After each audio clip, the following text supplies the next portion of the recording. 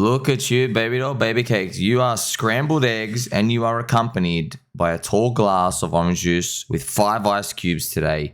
Have a look at what you've done to the Bitcoin. You've done the pump and dump, the pump and the dump, the pump, the dump, and now you have continued the dream. The pump again. Mr. DataDash, Nick, friend of the channel, is turbo bearish. The tiniest pullback. He has seemed to come back. Welcome back to the Juicy's Crypto News, friends. Bitcoin is still moving along its zone. If we have a look at its weekly candle now, its weekly candle's gone back to being green. I just want to warn you, okay? I'm just not being racist. I just want to tell you, when you got a lot of green candles, the one that's red, it's a poopy. It's a big fat poopy. But it's not really fair, friends, because look at this. Look what happened here. Bitcoin in the bear market. 1, 2, 3, 4, 5, 6, 7, 8, 9 red candles in a row. This tiny scam green candle and then 2 giant ones. Look at this. After those 9 ones, look, then we had a minus 44%. This was the jugular. This just killed us. So me, once again, not being racist, I just think we deserve something up to 50K. I just think that, all right? Now, you might call me racist. You might want to call me bigot. Protest outside. I don't care. We deserve so much more for going through all this pain. You know what else has been happening though? The IMF. So literally, Bug Overlords Central. Just to let you know, friends, one of the most evil institutions in the world is the IMF, the International Monetary Fund. These dudes, they're not dudes, okay? They're actual bugs. These bug overlords literally create the currency. They have this self-circular Ponzi system where the US of A or the ECB comes in and they say they want to borrow money and they go loan it out. It doesn't worry about it. It's all a bunch of baloney. It's all a bunch of poop. It's all one giant scam. How does it scam everyone? Well, the people on the inside, they get to print the currency. They get first dibs. And then you and I, we're outsiders. We don't get to touch it at all. By the time it even makes the rounds here, interest rates have changed and everything's a poop. So this is the translation, right? Look, he said, the IMF director, he said that CBDCs can replace cash. But this is not a coincidence. This is actually what's happening. You can basically just say this. We are literally almost done making the CBDC. But now we are waiting for a planned world event to come in, crash banks, and force you to adopt it out of fear. You will only create conflict.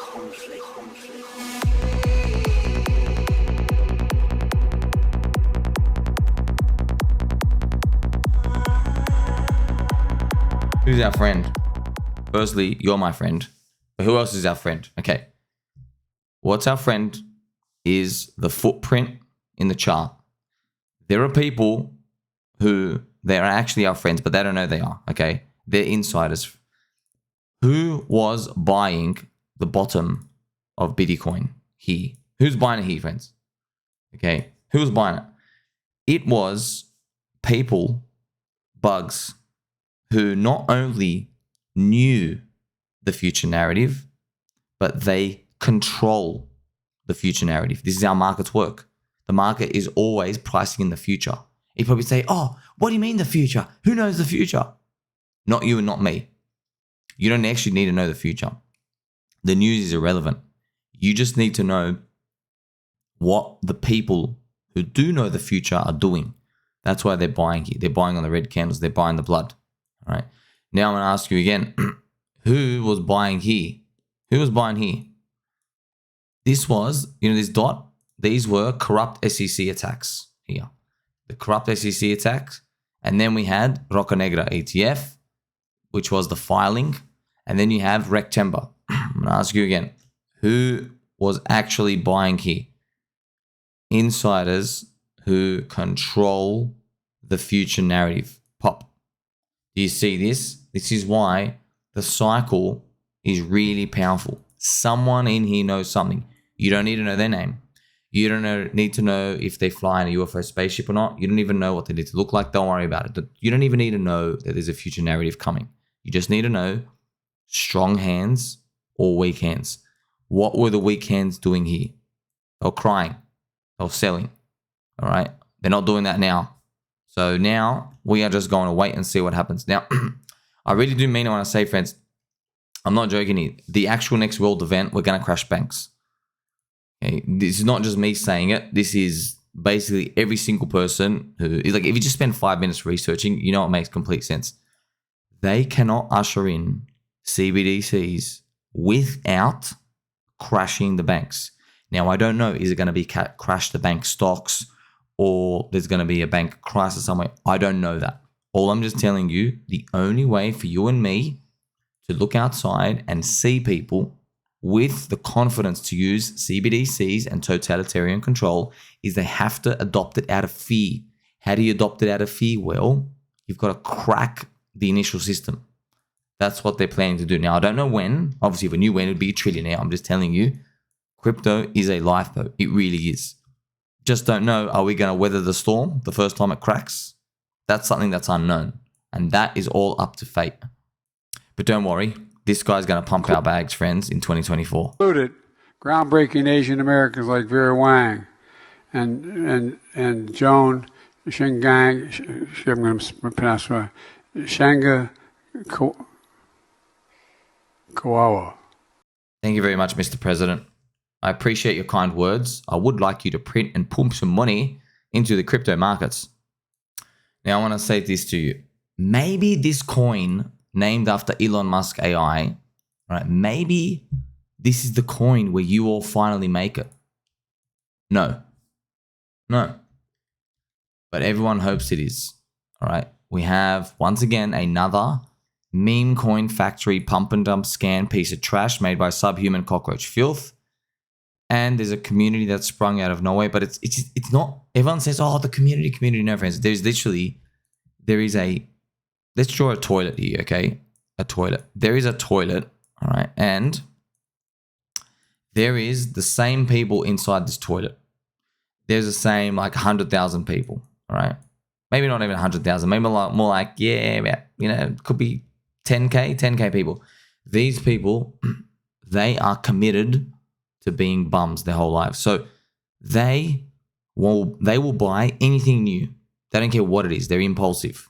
And they're in the degen altcoin land. So when a new coin comes out, they go, wow, did you see Elon Musk's new tweet? He tweeted a new 4-letter word. Someone makes a meme coin. They have these people who are ready to jump in. They just got to see a logo and a website and a Telegram. They come in and they want to cheese stuff. Now, unfortunately, every single one of them gets destroyed. So these people are habitual gamblers, all right? And you know this from liquidity, friends, because if your coin doesn't last long enough, only literally 1% of people can exit. That's it. 1% based on the liquidity, all right? I mean, you can even see it here, right? The market cap is 72 million, but the bid is 800,000, okay? 800,000 over 72 million is, there you go. What did I tell you? 1.1%. 1.1% of people who own these coins can exit. So not only do you have to trust the founders and the insiders not to dump, you have all the other people in retail who don't know what the hell they're doing, who are just going to sell on the first minus 20% as well. You have a minus 67% candle here. Now, I don't know if it's going to keep going up. I don't really care. This thing blew up out of nowhere. Send it straight to zero. Who cares? But I'm telling you now, it's the same people. You don't have your Mr. Johnny Chaos out here who's going to go on stream and tell you that Grok is the future. You don't have your friend Somi here who's literally carrying another coin's logo in his sign by Bitcoin, who's making videos. You don't have 180 content creators here. You have 10,000 people circling the toilet drain, right? Swimming next to poop and caca. That's the type of environment you're in. So just consider this money is complete gambling money. And unfortunately, what happens is one of them win and that's it. Everyone's like, well, let me keep playing the meme coin factories. No, your win rate is literally 1% when it comes to these. Now you know the lesson. Like I say here, fantastic way for money to be made by insiders. Also, unfortunately, they're a fast way for you to lose all your money. That's why you like, subscribe, belly button all. Appreciate every single one of you friends. Don't forget, you are from the land of friendship. Here we have Pulse as well. Pulse, we've had a bit of a jip back up. We're back down to minus 30% below day one sack. PulseChain is day one sacrifice price 30% away, friends. So actually, we need 40 to 50% rally. It's real DeFi. probably going to have good product market fit. Think about it, friends. Product market fit. Not any other coin can say they're real DeFi. You have this other new trash Celestia coming out. 53% of the coins are going to insiders. What a joke. Of course, it's being shilled on Twitter and YouTube. Like, oh, congratulations. It's like the bigger amount of scamming to do, the more vocal they are about it. And they just pretend like, oh, golly gee, sorry, did I forget to click the log button? Yeah, see what I mean? It makes no sense. How come you guys know how to use a blog button on Bitcoin, but you don't know how to use a log button on coins where there's no VC insiders? Makes you think. PulseX is still minus around 80%, 78% below day one stack, but not all hope is lost. If you go to gopulse.com, once again, we're up to 2.7% burned. Friends, it's just amazing. Every day it ticks up. Every day. You tickety. Every single day it freaking ticks up. People are swapping assets back and forth. We haven't even started with the centralized exchange listings.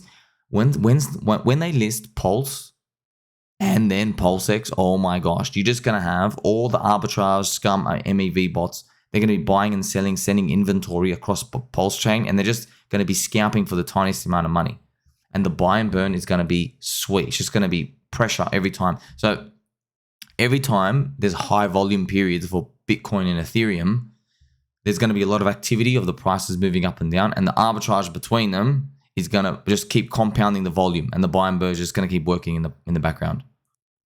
You also have combined hex back to around 2 cents, but yeah, we got a long way to go when it comes to these 2 cents. To be honest, look, I hope it goes back to 10 in the next Bitcoin halving rally, because if we go back and look at where we were in Testnet version 3, this is PulseChain Testnet, friends. PulseChain Testnet version 3, we were around 10 cents. I think it would be nice if we got there. That's a 5x from here, but I don't know. That's literally pre-PulseChain launch. So PulseChain wasn't even out yet. But I guess it's much better than these prices here. Doing a 5x rally from the lows, but then it's going to be a bit nerve-wracking because remember, this is EHEX itself. But if you're doing a 5x rally for the total ecosystem, it's going to be scary in that first crash. Maybe something like this happens. You don't know. That's why we're going to have to wait and see how next year plays out. But don't forget, friends, we have to get to that 20 cent zone pretty fast if you want to see a giant recovery in this to break the all-time highs. I want to remind you as well, Bitcoin is on its third green monthly candle. Still, it was going to turn red. So as you increase the number of monthly candles, you will get weaker and weaker hands entering because people don't know what they're doing. Because they said I was a smelly poopy face down here and I disagreed. But now they're like, oh, golly gee, now that things are starting to look good, maybe I'll get in. The first set of people getting in. Remember, how many times I made a video? I told you 10% of people get in here. All right. And then it's the next 30%. Okay. And they get in maybe the whole way. And then the final 60% at the top. That's how it's distributed. That's why everybody gets wrecked. These 30% of people, some of them do okay. Some of them do bad because they're either holding too long. They don't know how to momentum trade. The final 60% just lose. 100% of the time. Everybody just gets wrecked at the end. If they make money at the start, they keep playing until they lose. And what about Bug Eater DeFi? Bug Eater DeFi, or otherwise known as Big Mac DeFi, Mr. ChainLink, still moving away its zone. Friends, we got a bug and we need some burgers. Okay, now, when it comes to ChainLink, watching this Link ETH chart, it's so slow. We're going to need some big fat bursts. Like, oh no, yeah, it looks good on a log chart. Yay, but log chart's not going to cut it. We need so much ground to make here. Like, we've got to make another 300%. I know it doesn't sound much, but this is phenomenal because the more Chainlink gains on Ethereum, that's the market telling you DeFi is the future. Actual DeFi. All right. Now, private blockchain, public blockchain, all the bug eaters and JP Mosquito, doesn't really matter. But Chainlink pushing forward, that's getting a signal. It's like, oh wow. Because friends, the biggest meme in Chainlink is that Chainlink's going to be high value when total DeFi is worth over 1 trillion. And the goal is to get it to 10 trillion. That's huge. If we go to total DeFi on DeFi Llama, we have about $46 billion. All right, in total DeFi. So we don't have an enormous amount. So that's why you just got to think, wow, how big are we going to be when there's trillions here? And ultimately, at the end of the day, look, I have my special message for you is I've been thinking about this a lot. I don't have any confidence in any of these areas to exit for Chainlink. I don't know where to exit. Here. I just have no idea.